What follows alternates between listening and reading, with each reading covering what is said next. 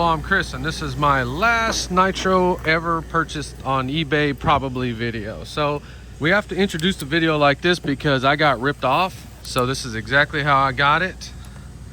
This guy did not have, well, he had some negative feedback, but it was just, you know, regular type of negative feedback, not scam feedback. So this was a storage locker. I can already see it right there. See, this is not a scammer alert. Look at that beauty boy right there. Can you tell what that is? This was the last one I needed for my collection. Well, hello, I'm Chris, and this is my finally got a Savage 25 video. So I have 4 versions of the 4.6, one 5.9 XL. I found a 21, and the 25 is the one that I was missing, and I found it. It popped up. Storage locker guy had it on there. $174 total. This one came with a transmitter. They forgot to put it in the box, so he said he's going to ship it to me. So about $150 non-running is what I pay for them. But you see clearly we have this pipe right here. We have a freaking roll bar on it. It's complete. It's not damaged. It's not that freaking bad at all. So you can still get a lot of the parts that break for these Savages. So don't be scared to buy a Savage 21 or 25. But let's talk about things that you cannot get. You cannot get this cover right here. You cannot get this freaking handle or roll bar right here. You cannot get these kind of pipes like this right here. You cannot get those purple boots right there. You cannot get purple gaskets. Freaking engines, they pop up every now and then. But there's just some stuff on here you cannot get. So make sure they have them on there. Dang, precious. That's crazy. I didn't even pay attention to it. This one has freaking reverse on it. So this is the second one I have with reverse. So the wheel nuts are the opposite thread on one side. So the black ones are normal, right hand closed, and then the freaking silver ones, this caught me off guard real bad. I didn't break anything, but they thread off and on the opposite way, the silver ones. And you cannot buy these silver nuts or pieces from HPI anymore. Losi sells a bag of them. All right, I need to go carefully wash these wheels. I need to preserve this freaking chrome. I need these chrome wheels. You cannot freaking buy these wheels anymore. All right, so we're gonna go ahead and pull the tank and go wash it really good. We're gonna try to get this one started in this video. We are gonna take the engine apart. It's not locked up, meaning they probably did an after run on it. The engine feels like it has plenty of compression on there. It's 0.25 cubic inch on there. It's freaking awesome. Everything appears to be intact. I mean, they did go back and do some personal touches on it, but nothing I can't take off real quick and fix this. All right, so I mean, that's the only broke piece on there. I'm sure I can find that. The roll bar is bent. We're gonna try to straighten it up. That's cross-threaded in there, but yeah. Dang, still in real good shape. Go wash this and clean it, clean this. So we're not restoring it in this video. We're just checking everything out. We're gonna get it started, hopefully. All right, I'm gonna go ahead and pull the engine off, and we're gonna try to find some of these missing screws real quick.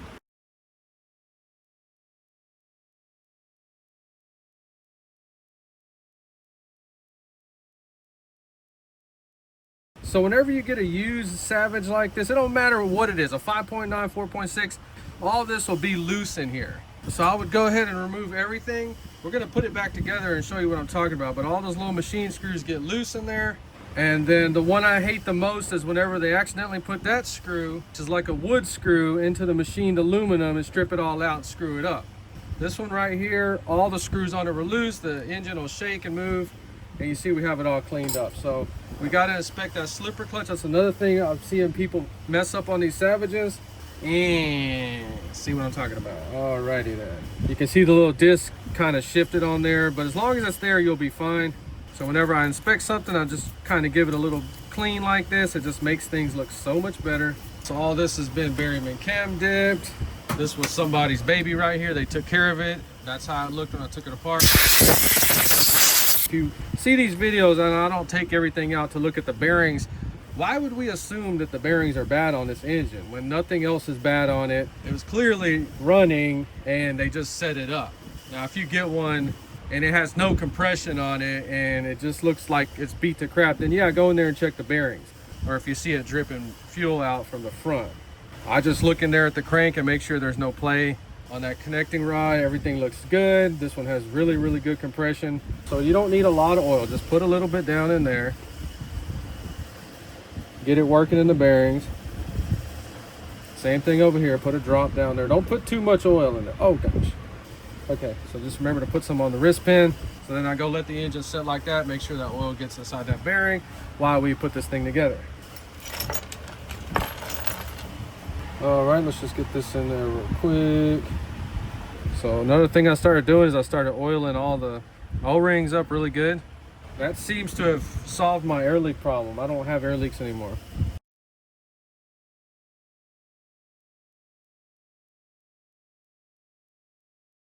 So I was able to find another purple one. I hope it works. It looks thinner. Man, that doesn't feel like it's gonna seal. Man, I want to keep that purple one on there, but gosh darn it, it just... Oh, that's a freaking world of difference. Or I don't understand why these purple ones are so puny. Man, should we silicone that back together? All right, so this is sort of rigging up, but I want that purple thing showing. And those two purple things are not thick enough. So don't hate me, laugh at me, whatever, I don't care.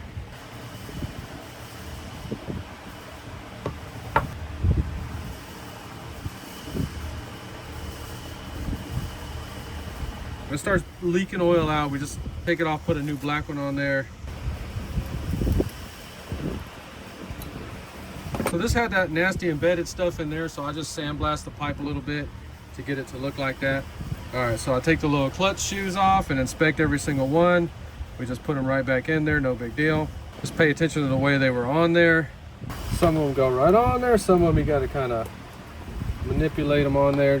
Our little wire goes in there like that. All right, just remember that if it's being difficult, just, you know, put a screwdriver in there, hold it open while you get them on there. Just a little washer right here. All right, so there is a little spacer kit, or just stack it with washers. This one does not have it. They just threw a freaking thing in there. Nice. Okay, so then that's why we take everything apart. And look in here, because you see that's bent. All right, let's bend this back in place.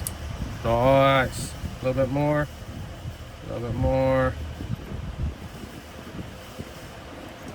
Nice. So we need to check the threads on this one. I'd go ahead and get some oil on the screws and carefully put the machine screws in there. So we're just putting oil on these at first because the threads might be screwed up. In the future, you would thread lock these. All right, so the threads are good on that side, and you kind of want to look at these and find out which one was on there which way. As you can see right there. Now these are the other screws that you need to check really, really good. And you see those little bitty freaking machine screws. These are like 6 millimeters. See, the Berryman Chem Dip cleans them really, really nice. Got to be careful with these because they'll run out a little bit, then the car just sits there, vibrates, and screws everything up. All right, so this piece right here is actually bent right here.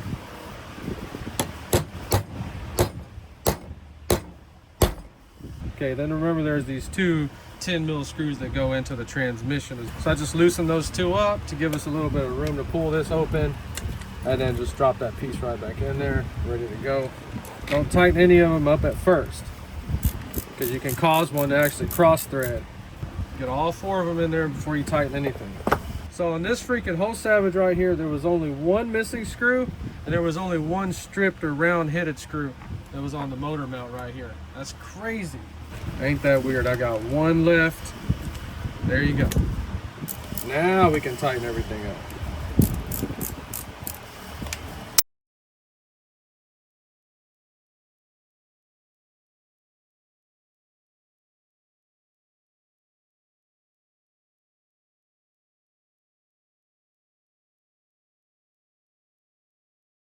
So the transmitter finally came in. I don't know if it just has low voltage or not, but it's making the servos twitch a little bit. So if somebody can let me know, is that what happens to these old ones? Because that's what the old Traxxas ones do. They're all working. Anyway, we'll find out. We're gonna try to use this one. I like that transmitter. We're gonna go ahead and get this one ready to restore. I'm gonna run another body on this one because I cannot find this 25 body anywhere. So we're gonna run this body on it. I'm gonna cut it out in this video. It actually looks good on the Savage because of the wheels. We're gonna be running the black wheels on it. You can see how that looks freaking cool. I'm not really into custom bodies, but sometimes they look good, and I think this looks awesome. So you can't buy the reverse wheel nuts anymore. You've got to get them from Losi. So let's get the wheels on this one. Oh, they're freaking backwards on low C. The colors are opposite than HPI.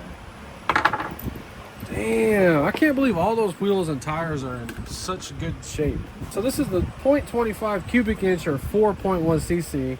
This one wants a big idle gap, like 2 millimeters. And when I was first getting this one started, I was having a lot of trouble with it because I didn't think the idle gap was really going to be that big. Well, it does. It needs to be. And another issue, it seemed like this one didn't like to start until it warmed up. So it's a completely cold start. We're going to see if I can get it started, or maybe I was just making some mistakes. Okay. So I'm using the long LC3. So it's 85 degrees right now in Houston, Texas. And when I was first trying to start this one, I was having issues. It didn't like to start cold, and it seemed like I needed to get it about 100 degrees. So let's just see if that was just some bull crap. It took me like an hour to get this one started at first.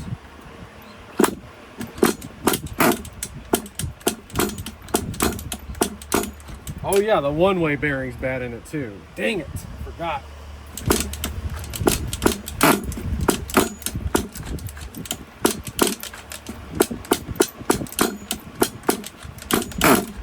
Yeah, see, it's doing that cold natured crap. So yeah, I think this one does want to be heated up a little bit. All right, so I got a block heater, never used it before, or a head heater, I don't know what it's called. Oh my God, it's got this stupid ass plug on it, man. Can it be hooked up to a LiPo? It says 3S LiPo compatible. All right, wonder how many people forgot to push the white button. So we got a Traxxas 3S battery on there, and so far this is very impressive. I see people put these on their RC cars, and I'm always like, what the hell are you doing, dude? Well, some of them need it. And this is the first one I've had to, well, this first time you've seen this in my video. Damn, that thing is freaking hot. How long you have to leave it on there? It shouldn't be that long, right? Like 5 minutes. We just need to get it up to about 100 degrees. So I know it's already there. It says hold this button down for 3 seconds. All right. I know it's already heated up in there, so. Ah, you bastard! I like this thing, man. I like this thing, man. I like that thing a lot, man. So when the engine heated up, the one-way bearing also started gripping.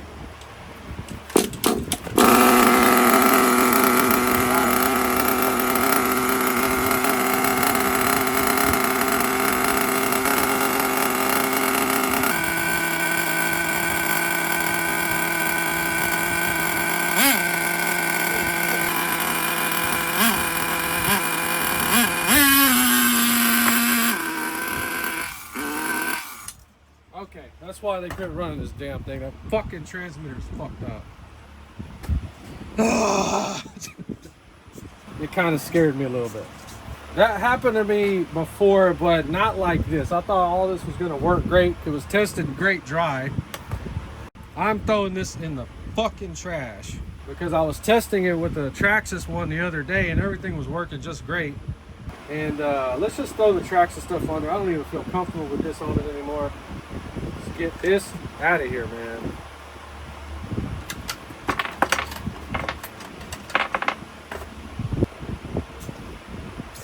Ooh.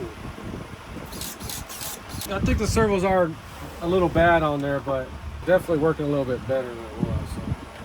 All right, it's still warm.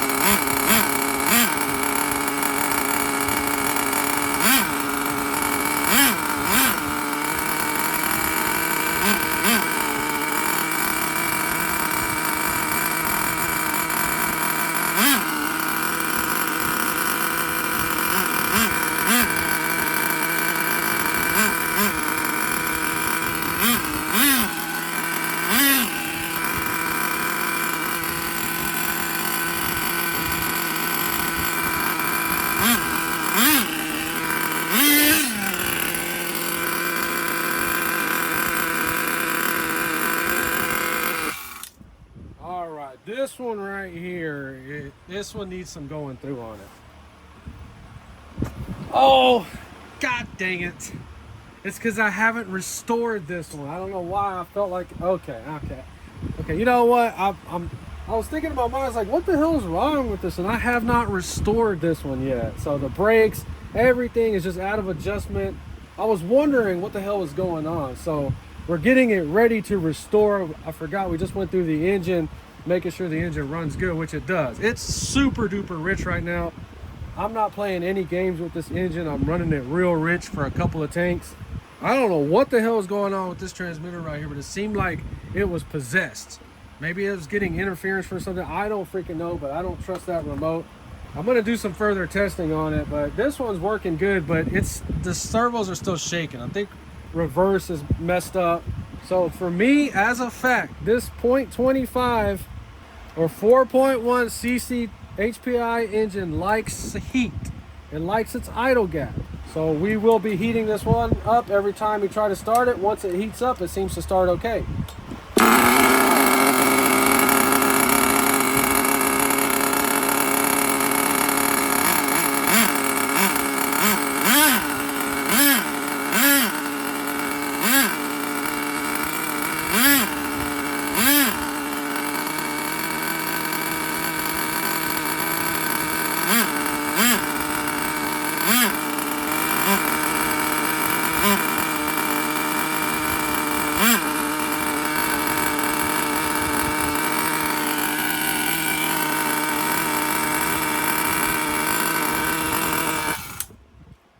So we got lucky on the way it runs, but the servos are bad on this one. We can leave the third channel reverse in there, that's fine.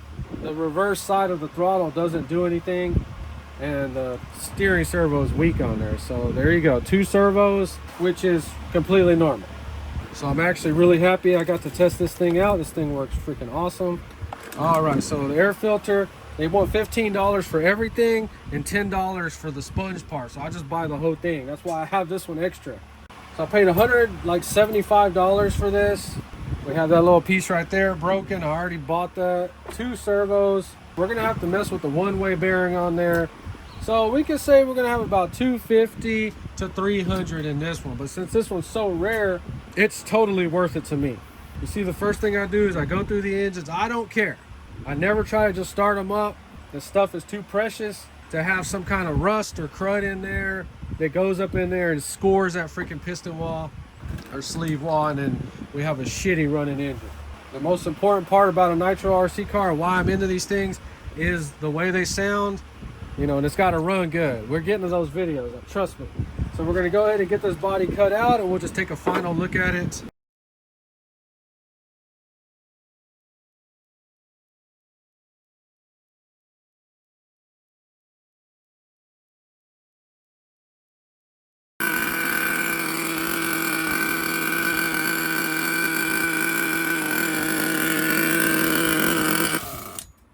So they have to be like this before I restore them.